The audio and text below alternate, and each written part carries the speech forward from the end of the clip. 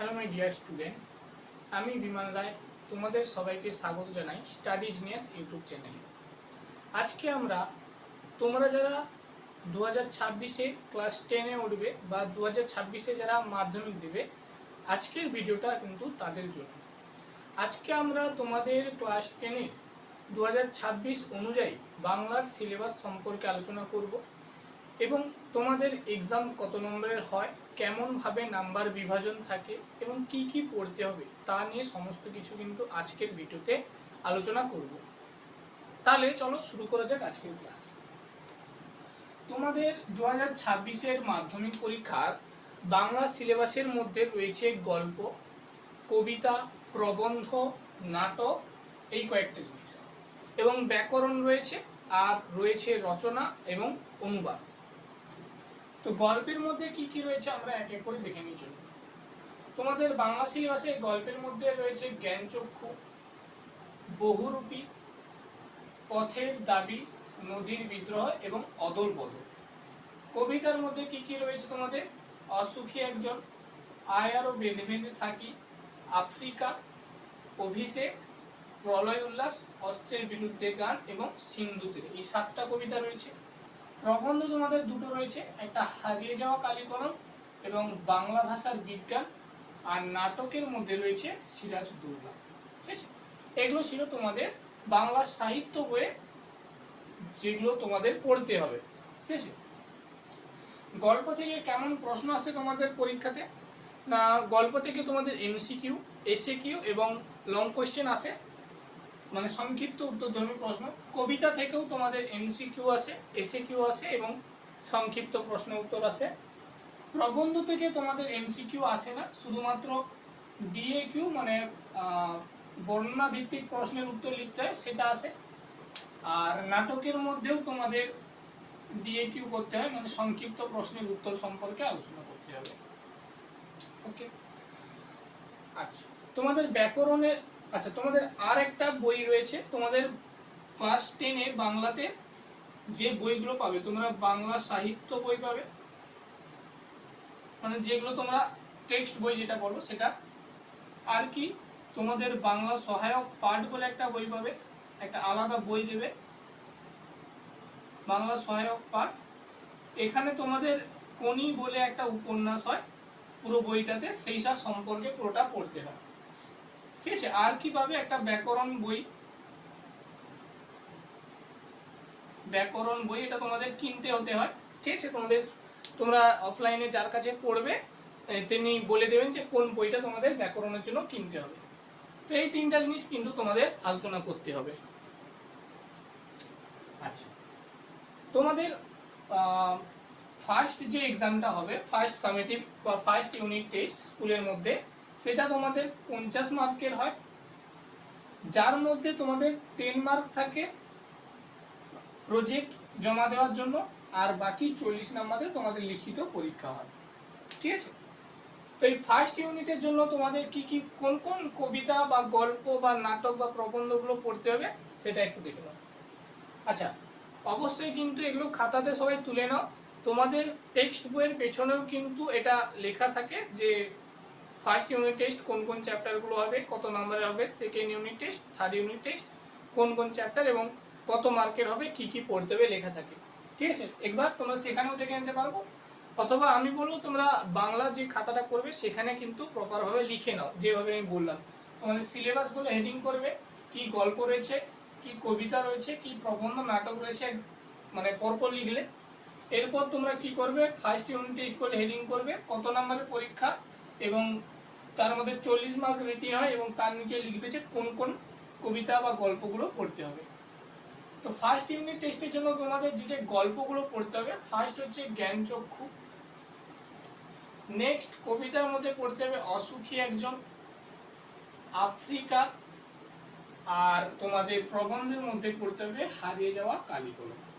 ঠিক আছে, first unit টেস্টের জন্য এই কয়েকটা জিনিস, 1 2 3 4, টোটাল 4টা টপিক পড়তে হবে সাহিত্য থেকে, বাংলা সাহিত্য, যে বাংলা সাহিত্য থেকে এগুলো পড়তে হবে। জ্ঞানচক্ষু আমি তোমাদের নেক্সট ক্লাসে ওটা আলোচনা করব। ঠিক আছে, ফার্স্ট খুব সহজ গল্প, তোমরা সবাই বুঝতে পারবে যে একটা চরিত্র রয়েছে তপন, তার কিভাবে জ্ঞানচক্ষু কিনল এবং প্রথমে কিভাবে জ্ঞানচক্ষু কিনল এবং প্রকৃত কিভাবে জ্ঞানচক্ষু করলো সেটা সম্পর্কে ওখানে আলোচনা করা হয় গল্পটাতে। তো পুরো ইজি ভাবে আমি পড়াবো, তোমরা যদি রেগুলার ক্লাসগুলো অ্যাটেন্ড করতে থাকো সবই বুঝতে পারবে। আচ্ছা, কবিতার মধ্যে বললাম অসুখী একজন রয়েছে, আফ্রিকা রয়েছে একটা বিদ্রোহী কবিতা, আর প্রবন্ধের মধ্যে রয়েছে হারিয়ে যাওয়া কালিকলম। ঠিক আছে, কোনি যেটা বললাম বাংলা সহায়ক পাঠ থেকে কোনি যে বইটা ছিল তোমাদের একটা আলাদা, সেখান থেকে কি পড়তে হবে না পেজ নম্বর 1 থেকে পেজ নম্বর 30 পর্যন্ত পুরোটা তোমাদের ফার্স্ট ইউনিট টেস্টের জন্য পড়তে হবে, পেজ নম্বর 1 থেকে পেজ নম্বর 30। ওকে, আচ্ছা, ব্যাকরণ থেকে কি পড়তে হবে ফার্স্ট ইউনিটের টেস্টের জন্য? ব্যাকরণ থেকে পড়তে হবে কারক ও অকারক সম্পর্ক, মানে কারক আর অকারক কাকে বলে, কি কয় প্রকার, এই সমস্ত কিছু নিয়ে পড়াশোনা করতে হবে। আর কি করতে হবে, অনুবাদ থাকবে তোমাদের। অনুবাদ বলতে একটা লেখা ইংরেজিতে থাকবে, সেটাকে তোমাদের বাংলায় লিখতে হবে, মানে অনুবাদ করে লিখতে হবে। ঠিক আছে, ওকে, এটা ছিল তোমাদের ফার্স্ট ইউনিট টেস্টের জন্য। তাহলে কি বললাম, 10 মার্কের তোমাদের প্রজেক্ট, 40 মার্কের লিখিত হবে। তার মধ্যে বাংলা সহায়ক পাঠ, বাংলা টেক্সট বই থেকে কি কি পড়তে হবে, জ্ঞানচক্ষু, কবিতার মধ্যে অসুখী একজন, আফ্রিকা, আর প্রবন্ধের মধ্যে হারিয়ে যাওয়া কালিকলম। আর কোনি থেকে 1 থেকে 30 পেজ পড়তে হবে।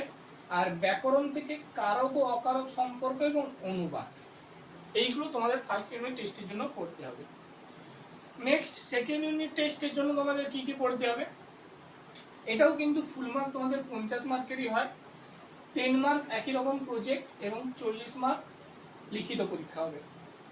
আচ্ছা, সেকেন্ড ইউনিট টেস্টের জন্য তোমাদের কোন কোন চ্যাপ্টার পড়তে হবে, গল্পের জন্য পড়তে হবে বহুরূপী, ঠিক আছে, পথের দাবি, আর কবিতা থেকে পড়তে হবে অভিষেক, প্রলয় উল্লাস, ঠিক আছে। আর প্রবন্ধ তোমাদেরটা থাকে না, নাটক থেকে একটাই নাটক তোমাদের রয়েছে সিরাজদৌল্লা, এটাই পড়তে হবে তোমাদের সেকেন্ড পরীক্ষার জন্য। ঠিক আছে, নাটক থেকে সিরাজদৌল্লা, প্রবন্ধ থেকে এবারে তোমাদের সেকেন্ড এক্সামের জন্য কিছু থাকে না। এগুলো হচ্ছে তোমরা সাহিত্য থেকে পড়বে। কোনি থেকে কি পড়বে, পেজ নম্বর 31 থেকে পেজ নম্বর 49, পেজ নম্বর 31 থেকে পেজ নম্বর 49 পুরোটা তোমাদের পরীক্ষা হবে। আর ব্যাকরণ থেকে কি পড়বে, তোমরা সমাস পড়বে, মানে সমাস কাকে বলে, এটি কয় প্রকার, কি কি তার উদাহরণ, সমস্ত কিছু। আর কি প্রতিবেদন রচনা, তোমাদের এখানে রচনা থাকবে। তো সমস্ত কিছুই আমি আলোচনা করব। ফার্স্ট আমরা প্রথম ইউনিট টেস্টটা পরপর কন্টিনিউ করব, তোমাদের চ্যাপ্টার ওয়াইজ আমি পড়াবো, ব্যাকরণ করাবো, সব কিছুই করাবো, চাপ নিয়ে সেটাতে। আজকে শুধু তোমাদের আমি ওভারঅল জিনিসটা বলছি যে তোমাদের বইয়ের মধ্যে কি কি রয়েছে, কি কি পড়তে হবে, কি কি পরীক্ষায় আসতে পারে, বোঝাতে পারলাম? আচ্ছা, থার্ড ইউনিট টেস্টের জন্য কি পড়তে হবে দেখো। আচ্ছা, সবাই কিন্তু জিনিসটা খাতায় লিখতে থাকো, ঠিক আছে, পুরো ওভারঅল যে বিষয়গুলো আমি বলছি সেটা কিন্তু খাতাতে লিখে রাখো, তাতে তোমাদের কিন্তু সুবিধা, তোমরা বুঝতে পারবে যে কোন কোন জিনিসগুলো আমাদের পড়তে হবে ফার্স্ট ইউনিট টেস্টের জন্য, সেকেন্ড ইউনিট টেস্টের জন্য কোনগুলো পড়তে হবে, থার্ড ইউনিট টেস্টের জন্য কোনগুলো পড়তে হবে, বা কিভাবে তোমরা প্রিপারেশন নেবে। আচ্ছা, থার্ড ইউনিট টেস্ট এটা তোমাদের টোটাল 100 মার্কের হয়, যার মধ্যে 10 মার্ক থাকে প্রজেক্ট আর 90 মার্ক মানে 90 নম্বরে তোমাদের লিখতে হয় পরীক্ষা। আচ্ছা, থার্ড ইউনিট টেস্টটা সাধারণত এটা তোমাদের বোর্ডের পরীক্ষা, মানে তোমাদের অন্য স্কুল আদার স্কুলে যে তোমাদের এই এক্সামটা দিতে হয়। 10 মার্ক প্রজেক্টটা তোমাদের স্কুলে জমা নেবে, 90 মার্কটা তোমরা আলাদা স্কুলে গিয়ে লিখতে হয়, ঠিক আছে। আচ্ছা, থার্ড ইউনিট টেস্টের জন্য কোনগুলো পড়বে তোমরা, গল্প থেকে নদী বিদ্রোহ, মানে যেগুলো তোমাদের বাকি হয়ে গেছে, অদল বদল, আর কবিতা থেকে অস্ত্রের বিরুদ্ধে গান, সিন্ধু নদের তীরে, আর প্রবন্ধ থেকে বাংলা ভাষার বিজ্ঞান। নাটক তো তোমরা সেকেন্ড ইউনিট টেস্টে পড়ে নিয়েছো।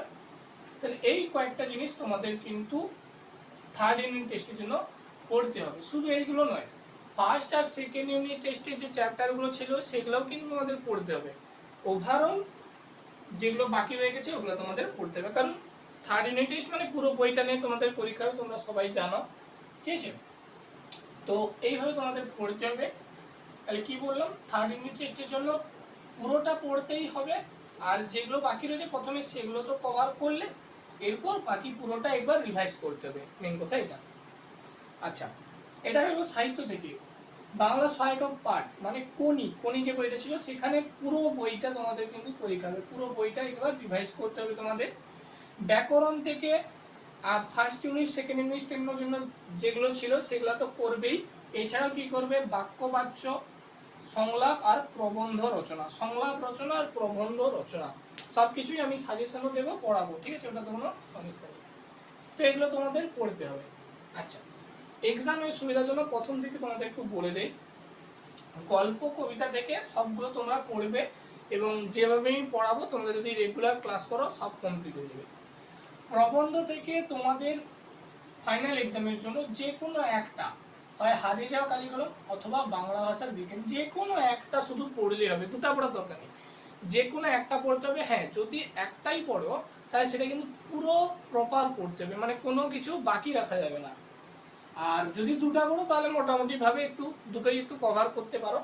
তবে তোমাদের এখান থেকে একটা প্রশ্ন থাকবে আর এখান থেকে একটা প্রশ্ন থাকবে, দুটো থেকে 5 নম্বরের একটা প্রশ্ন থাকবে, তোমাদের একটা কিন্তু লিখতে হয়। তাই তোমরা যে কোনো একটা প্রবন্ধ ভালোভাবে করো। আমি আমার সময় এই হারিয়ে যাওয়া কালিকলম যে ছিল আমি এইটা বলেছিলাম, এটা খুব ইজি হয় এবং সহজে সকল ছাত্ররাই বুঝতে পারে, ঠিক আছে। নাটকে তোমাদের এই একটা থাকে, একটা থেকেই প্রশ্ন আসবে আর লিখতে হবে তোমাদের, একটা থেকে দুটো কি তিনটা ম্যাক্সিমাম প্রশ্ন আছে, তার মধ্যে একটা লিখতে হয়। সিরাজউদ্দৌলা এখান থেকে 5 মার্কের প্রশ্ন আসে এবং আসবেই শিওর। তোমাদের এইটা কিন্তু খুব ভালোভাবে পড়তে হবে, প্রবন্ধ থেকে তো পড়তেই হবে যে কোনো একটা ভালোভাবে, আর নাটক এটা পড়তেই হবে, বুঝতে পারলে। এখান থেকে 5 মার্কের প্রশ্ন আসবে একটা, এখান থেকেও 5 মার্কের প্রশ্ন আসবে একটা, লিখতে হবে।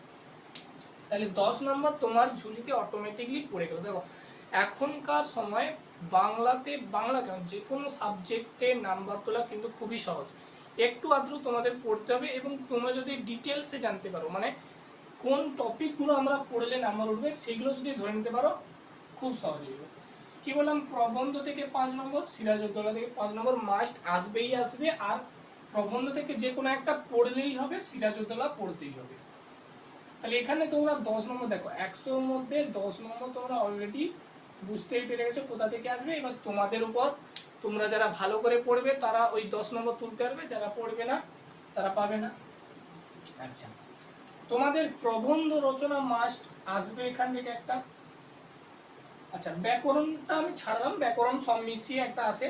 অনুবাদ থেকেও তোমাদের একটা আসে, 5 নম্বর হয়তো আসে না, বা 5 অথবা 3 এরকম হয়তো আসে, আমার ঠিক মনে আসছে না, সময় মোট আসবে ওখান থেকে একটা। প্রবন্ধ থেকে একটা আসবেই, 5 অথবা 10 নম্বর আসে, 5 অথবা 10 নম্বরেরই আসে, ঠিক আছে। তো এখান থেকে দেখো প্রবন্ধ থেকে তোমাদের আমি সাজেশন দেবো, সেগুলো করলেই কিন্তু হবে। তাহলে 10 নম্বর এখানেও তোমরা পাচ্ছ, ওকে। কোনি থেকেও আমি যেভাবে সাজেশন দেবো, এখান থেকে 5 নম্বরের দুটো ম্যাক্সিমাম লিখতে হয়, মানে টোটাল 10 নম্বর, তাহলে এখানেও 10 নম্বর তোমরা ধরতে পারছো। আচ্ছা, গল্প থেকে জ্ঞানচক্ষু থেকে প্রশ্ন আসবেই আসবে, জ্ঞানচক্ষু থেকে, নদী বিদ্রোহ থেকে এগুলো প্রায় প্রশ্ন আসবে।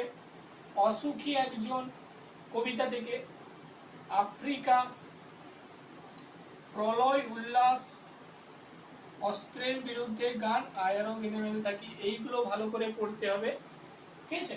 তো এখান থেকে তো শর্ট কোয়েশ্চেনের জন্য তোমাদের এগুলো সবগুলোই পড়তে হবে, কিন্তু লং কোয়েশ্চেনের জন্য এই টপিকগুলো এখান থেকে বহুরূপীটা, এই মেন টপিকগুলো একটু দেখে রাখতে হবে।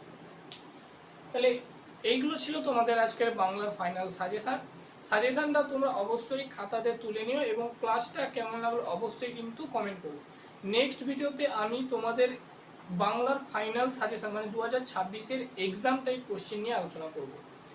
এবার তোমাদের মনে হতে পারে স্যার আপনি পড়ালেন না, তার আগেই এক্সামের জন্য প্রিপারেশন দিচ্ছেন। অবশ্যই। কেন দিচ্ছি, কারণ যদি তোমরা কোশ্চেনগুলো তোমাদের কাছে থাকে তাহলে তোমরা বুঝতে পারবে কোন কোন জায়গাটা আমাদের ভালো করে পড়তে হবে, তাহলে তোমরা ওই টপিকগুলো একটু ভালো করে পড়বে। এই কারণে আমি কিন্তু আগে তোমাদের সাজেশন দিচ্ছি। অন্যান্য টিচাররা দেখবে সবাই পড়ানোর পর সাজেশন দেয়, আমি তোমাদের আগে সাজেশন দিচ্ছি তোমাদের সুবিধার জন্য, যাতে তোমরা ওই জায়গাগুলো ভালোভাবে কভার করে নিতে পারো। ওভারঅল আমি কভার করাবো, তবে ওই স্পেসিফিক জায়গাগুলো যাতে তোমরা কভার করতে পারো, ঠিক আছে। তো এইগুলো করবে। আচ্ছা, তাহলে আজকের জন্য এতটাই থাক। আজকে এই সিলেবাসটা তোমাদের বোঝালাম। নেক্সট ক্লাসে আমি তোমাদের এক্সামের জন্য যে ইম্পর্টেন্ট কোশ্চেনগুলো আলোচনা করার দরকার সেগুলো নিয়ে আলোচনা করব, ঠিক আছে? এই প্রবন্ধ, গল্প, কবিতা থেকে কেমন এক্সামের টাইপ কোশ্চেন আসে সমস্ত কিছু ডিটেলসে আলোচনা করব। তাহলে আজকের জন্য এতটাই।